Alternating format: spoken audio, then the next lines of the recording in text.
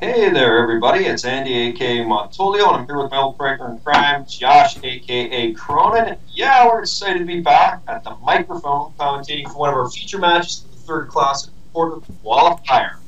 And we have got FishyFellow with his show build, and we've got Cownose with his gush. What would we call this type of build here, Josh? Got a fish-style gush build with lotus cobras in it. Little bit of a unique build. Yeah, and there's no tendrils kill, is there? I think Gush is just for the card draw. That's right, yeah, just solely for the card draw. So looks like a pretty good match. And yeah, what are you thinking about this matchup, Josh? Um, I guess it all comes down to how much counter magic Cownose can draw into. If he can keep Oath off the board, he can, or show and tell from resolving, he should be pretty good. Yeah, I don't think Oath is too much of an issue, I would think, in this particular match because FishyFellow's only running the one Oath. Certainly got lots of tutors to go and fetch it, mind you, but Does he have? He has more in the sideboard. Is he still running them? he's got two upward. Yeah, which is pretty good because I mean, Cownose actually does not run that many creatures. He's only got 10 creatures in his deck, one of which is a Blightsteel Colossus. So. And I don't know if you bring in more Oath in this matchup, it's probably for stacks, wouldn't you imagine? Yeah, I mean, it's certainly not a bad play bringing it in because he does have the Forbidden Orchards. Yeah, helps fight through counter magic. Speaking of which, we didn't see any counter spell on the Imperial Seal, so FishyFellow is looking for something. Perhaps that one-off Oath. Yeah, he's got the Orchard. Or maybe getting Force of Will back up. Yep, could very well be. Now, FishyFellow has the Channel Dam in there. Vault Key. Yeah, he could be getting Channel. Anchor. It's really quite an interesting build. He actually has a card that I'd rarely seen in Classic, Crystal Vein. Is that the one that sacrifices for 2 colorless? That was back in the day, the poor man's Ancient Tomb. Yeah, it's not one we see. Cownose is casting a Karma. Oh, he doesn't have Abrupt Decays in his deck, does he? I don't think so. I don't think so either.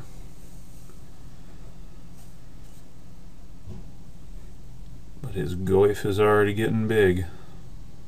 Oh, looks like a Tinker. Looks like a Tinker here.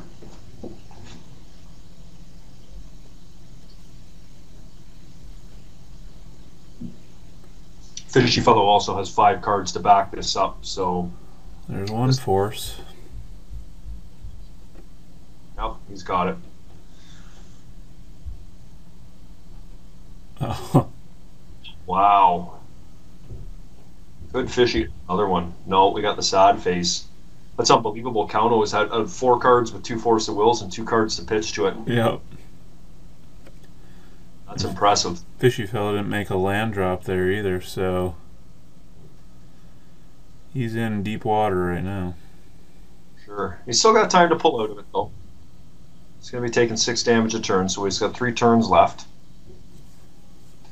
Although it's certainly ominous when you've only got 1 land on the table. Yep. It could be. There's an old friend there. We haven't seen Lotus Cobra for a while in Classic. Snake City Vaults. I keep wanting to play a Cobra Gush deck, but Well, the synergy is just phenomenal between the 2 cards. I mean, get a fast bond in play. It's almost an overkill with a fast bond in play, mind you. But phenomenal synergy, especially when you're up against a sphere matchup. Just gets you out from underneath. So I think this one's over. well, if Cownose draws a Gush, he can have some fun. Alright. There you have it. It's 1-0 for Cownose. On to game 2 here. FishyFellow will be on the play this time, so that should help him a bit.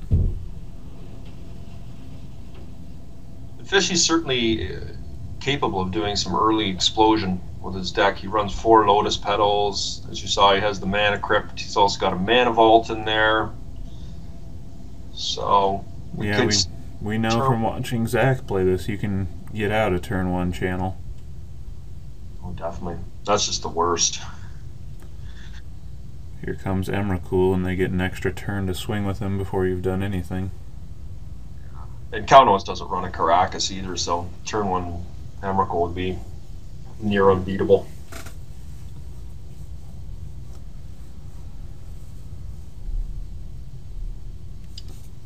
He's digging for something here. Doesn't have a green land though, so I assume he's not getting channel. Notice there, folks, he main phased that in the hopes of being able to avoid counter magic. Does Cownose have any spell pierces or anything? Runs 3. Oh, we're seeing a Tinker. Woo! Turn 1 Tinker from Cownose. And it lands.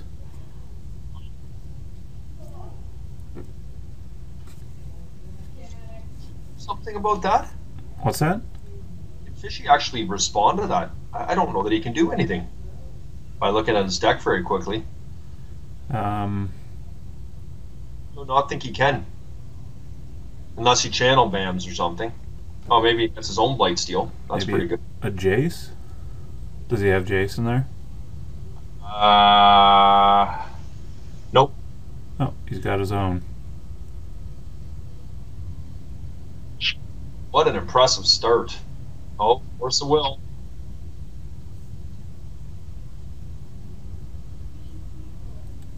Does Cownose have the second? Goodness gracious Lord Almighty. Flusterstorm. That's impressive.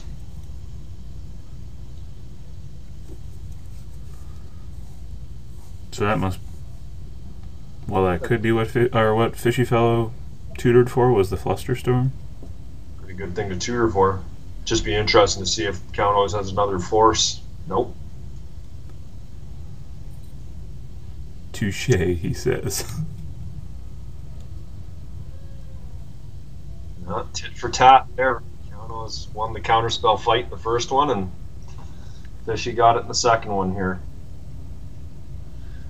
Cownose has 4 cards in hand to Fishy's 2. Now, foil Blightsteel, that beats non-foil, right? That's what they say. It's kind of like the legend rule. But of course, Legacy Tinker beats from the Vault Tinker, so I'm not sure how that all works out then. Yeah, it's something funny going on here, Josh. I don't know. It's probably an even standoff at this point. Just noticing Cownose only has 1 land in play, though. And I guess Fishy's only got 2.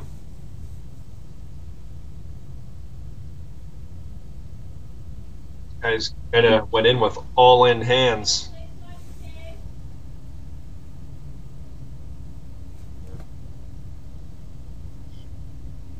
Got 3 lands, which is definitely advantage him.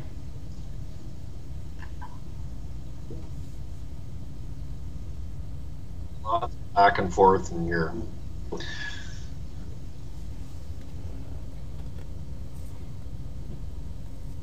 We start off with turn 1 Blightsteels and then get to turn 5. Yeah. You know, looking at both these guys' sideboards, they really don't have too much that they'd really bring in. I mean, FishyFellow has those 2 oaths that he could bring in, a Flusterstorm and a Blazing Archon. Which I guess leads to the question, would Cownose actually bring in Grafdigger's Cage? Probably. Which is apparently too late to get out to stop that Blightsteel from coming out. Yeah, it only shuts off his Tinker, right? It does hurt him a little bit, but not very much.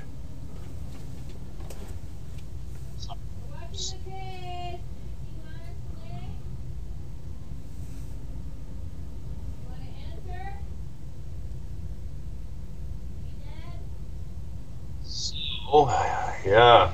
Cownose is discarding cards here now. Can't seem to find a land.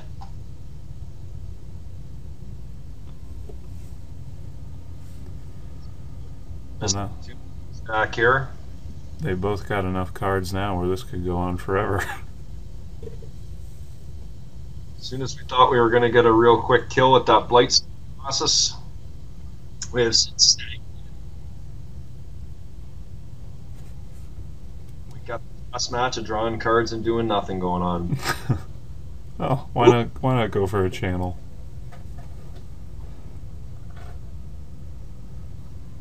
I would think there's pretty high probability though that Cownose has some counter magic in his 7 cards. Yes, I would think so. Especially if he's discarding cards like Gush.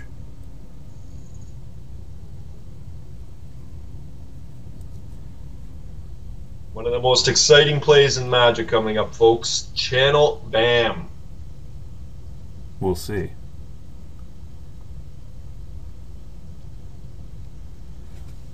The attempt will be made anyways.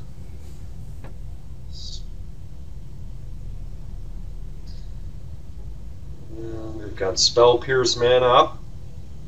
And a channel. There's one force. Oh, no backup. Wow. Unless he was just baiting him with the channel.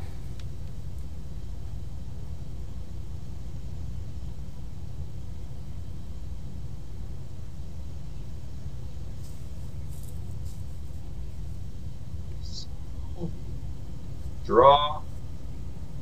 Go. Turn 9 all of a sudden. We're really trying to make this exciting for the listeners, but at times it's a little difficult. Brainstorm. Well, oh dear. I was going to say, Cownose can't get a land off that. He's really in trouble, but looks like he's not getting a land off that. And another mystical. That does not bode well. One of the most underplayed cards in Classic, Mystical Tutors. So very, very good. So we already know he has the Emrakul because he cast Channel. So will the Emrakul land? Third Force of Will from Cownose. This is a guy that gets a lot of Force of Wills in his hand.